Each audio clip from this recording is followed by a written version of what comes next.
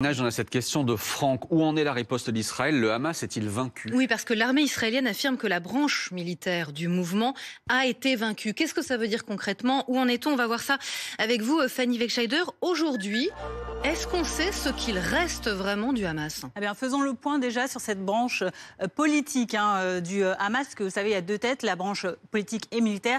Du côté du politique, eh bien, deux gros responsables sont décédés depuis ces derniers mois. Le 31 juillet, c'était Ismail Haniyeh qui a été assassiné à Téhéran lors d'un raid d'Israël. Et puis le 2 janvier dernier, c'était le numéro 2 du Hamas, Saleh al-Harouri, qui avait été tué, lui, au Liban, à Beyrouth. Il reste donc toujours une tête qui a été remplacée évidemment à la tête de cette branche politique, c'est Yahya Sinwar. C'est lui qui succède donc à Ismail Haniyeh depuis août dernier, toujours recherché par Israël.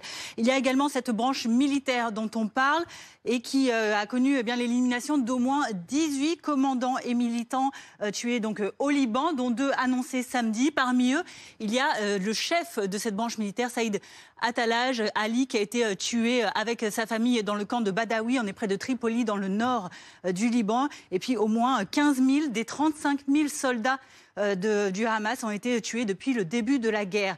Alors vous allez voir également ces tunnels qui sont révélateurs de ce système, ce labyrinthe qui a été mis en place par le Hamas. Après 9 mois de guerre, une grande partie du réseau est toujours en bon état de fonctionnement dans de nombreuses parties de Gaza. C'est ce que révèle le Times of Israel, ce quotidien, cet été. On voit que c'est encore très difficile de vaincre le Hamas sur ce terrain-là.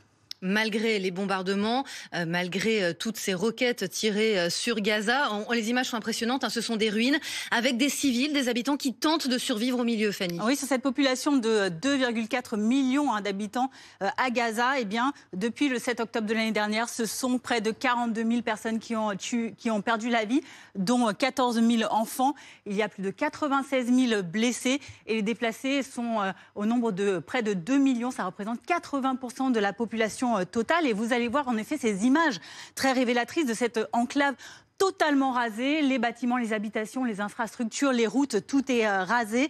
Et puis l'accès est bloqué aux humanitaires, bloqué aux journalistes, ce qui enclenche une grave crise alimentaire, sanitaire, avec énormément de pénuries d'eau, d'électricité ou encore de carburant. Merci beaucoup Fanny. Et émission spéciale ce soir sur BFM TV.